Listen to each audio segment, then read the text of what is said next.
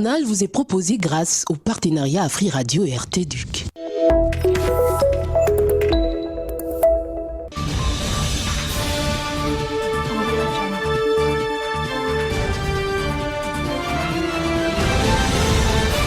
Amis des ondes, bonjour, je suis Joseph Ndala en direct de RT Duc. C'est le ton du journal, voici tout d'abord le sommaire.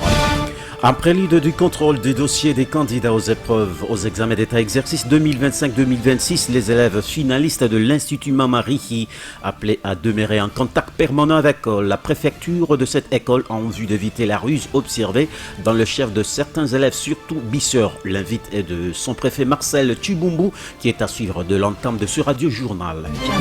En politique, le président de la société civile Emmanuel Isaac Kaboukapu salue les avancées significatives de la réconciliation des élus du peuple du Kasaï central pour la solution idoine qui se laisse humecter dans l'hémicycle. Détail dans ce journal. Et nous allons chuter par un mot de sport. Tout pour les titres, bienvenue. Magela Mounioka assure le manette.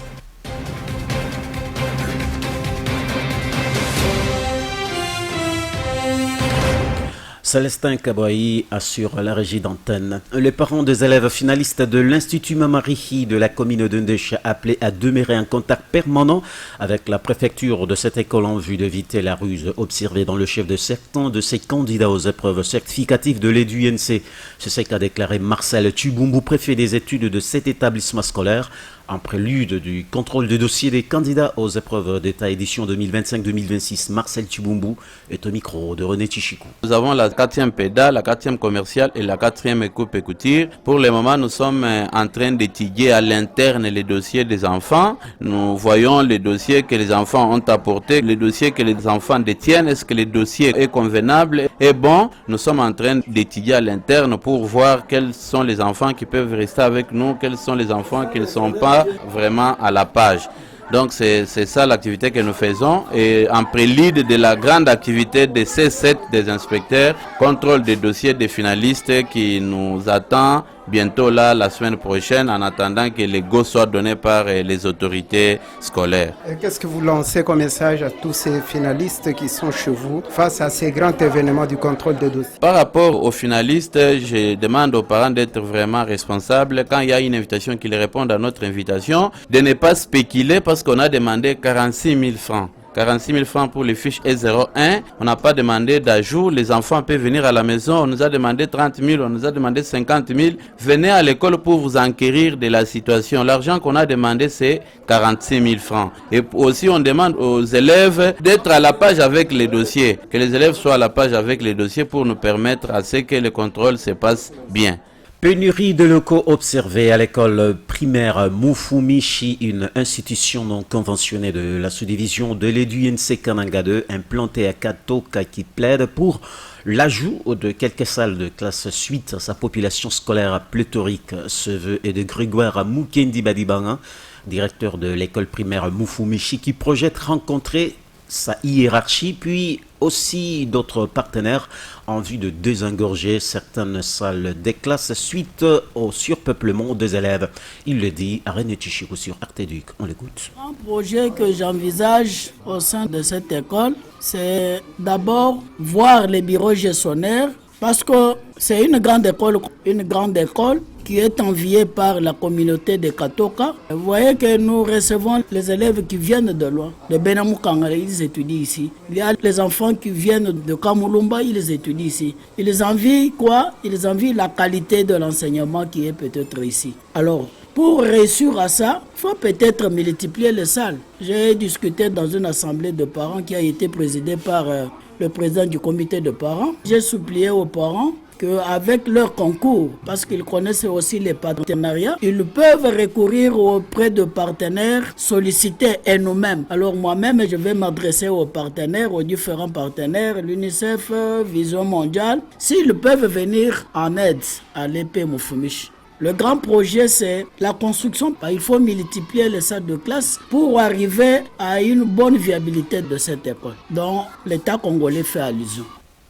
Notre ronde reste toujours à Katoka où l'on signale le cas de vol à l'école primaire Moumoune-Malo dans la commune Siocité, précisément au quartier Tukombe qui a été visité la nuit du vendredi au samedi 25 octobre 2025 par les hommes non autrement identifiés. D'après le directeur de cette école primaire, Moutombonda et Célestin, ces civiques, lors de leur passage, ont tout emporté et ils ne savent pas à quel sens se vouer pour un bon déroulement des activités scolaires dans cet établissement Siocité. Moutombonda et Célestin a été joint au téléphone par Jean-Pierre Cagnonga. On l'écoute.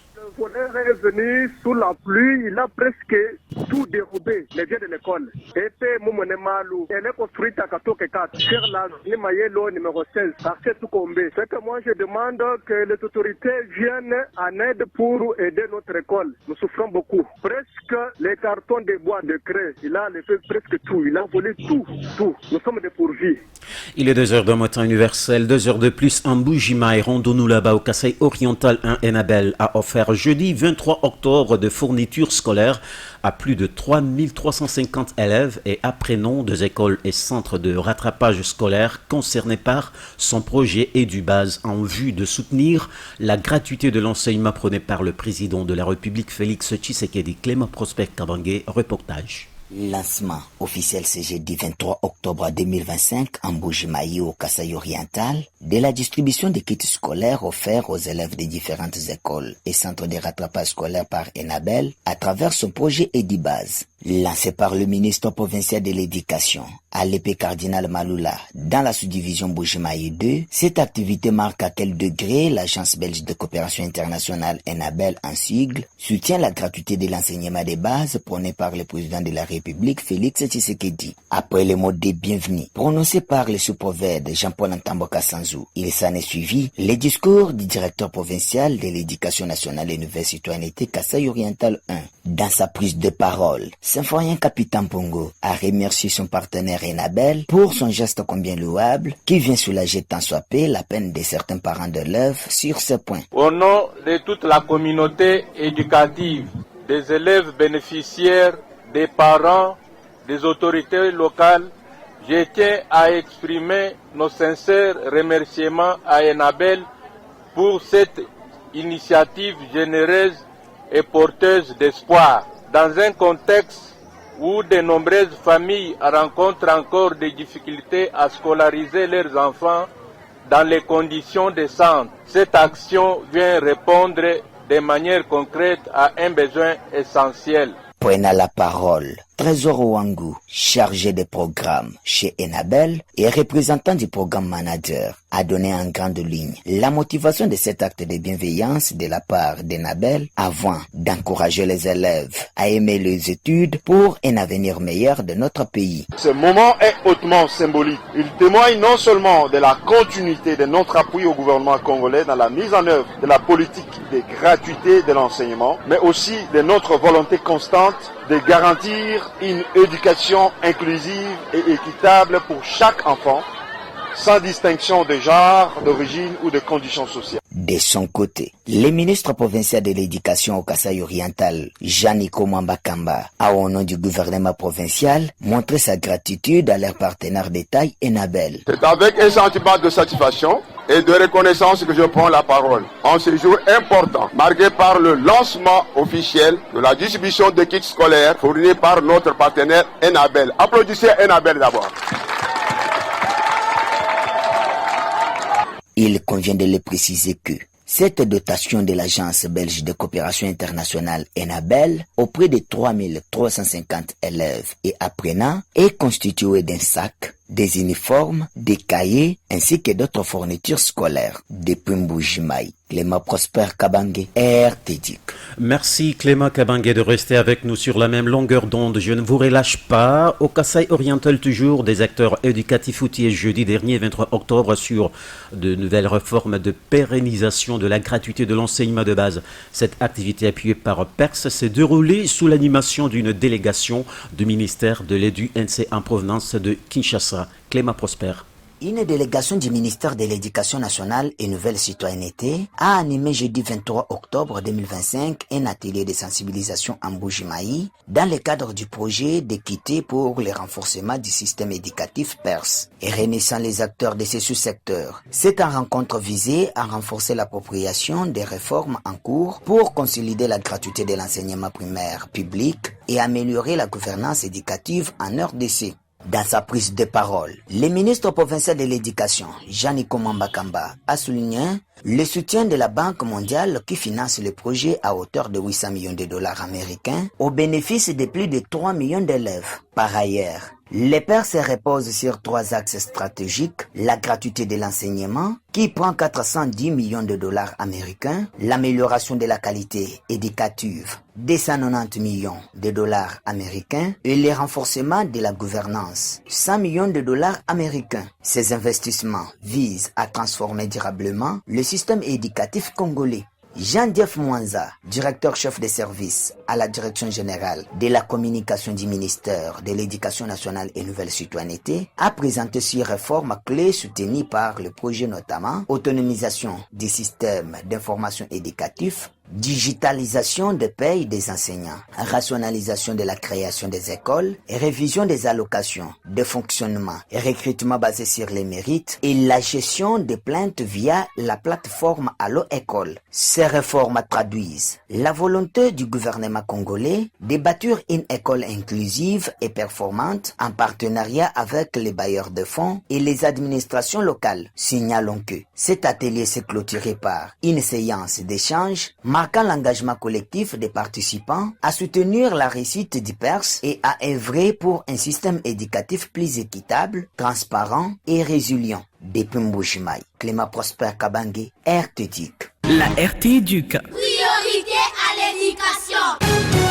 Merci de nous rejoindre si vous venez à peine d'ouvrir vos appareils récepteurs. La seconde partie de cette édition du journal s'ouvre par une page politique. Le président de la société civile du peuple, Emmanuel Isaac Kapu, salue les avancées significatives de la réconciliation des députés provinciaux du Kasaï central. Emmanuel Kapu demande aux uns et aux autres de voir et compter sur l'intérêt communautaire de la province du Kasaï central et à lui d'ajouter que tout celui qui est impliqué pour trouver les solution à cette crise qui secoue l'hémicycle du Kasaï central de jouer sa partition. Nous vous proposons de suivre ici un extrait de sa déclaration choisie pour vous par la RTDUC.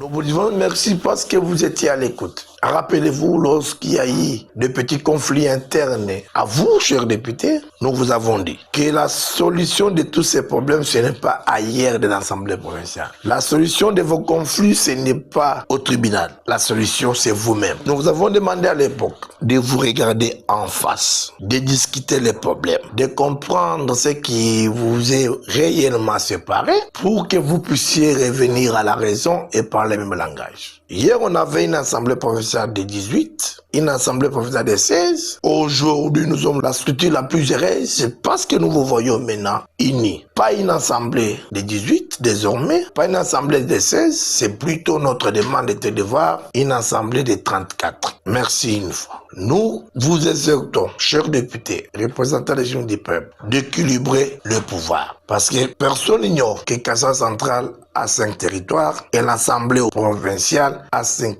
postes. Le partager équitablement, c'est ça aussi trouver la paix au sein de votre institution. Essayez de partager équitablement le pouvoir. Distinguez, chers représentants du peuple, votre sens d'écoute nous pousse aujourd'hui de reconnaître que vous êtes réellement les hommes d'État. En vous retrouvant autour d'une table, c'est ça même sauver la province du Kasaï central.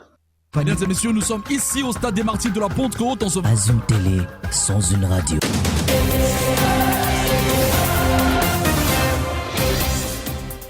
En sport, l'actualité reste dominée par la composition du comité de l'US Tchinkunku, où ce comité directeur est composé de 7 membres élus au suffrage universel pour le bon fonctionnement. Il s'agit du président Tony Kankushiko, accompagné de son vice-président Denise Dussochoy, secrétaire maître Chimpanga, le secrétaire rapporteur Christian Bouy, le trésorier c'est Clément Kankou, secondé de master Lucien Louchier en qualité de premier conseiller. suivi de Ignace Kapoukou comme deuxième conseiller. Et sachez également que pour la Ligue 1, l'AS Malolé a battu l'USM Panda par le score de 3 buts contre 1. C'était dimanche 26 octobre de l'année en cours. C'était au stade de Kikoula.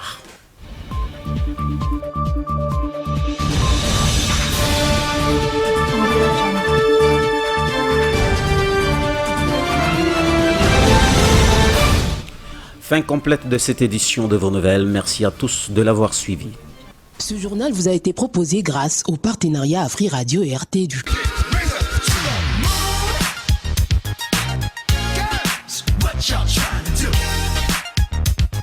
Vous avez longtemps cherché la meilleure radio. Vous l'avez trouvée. RT Duc.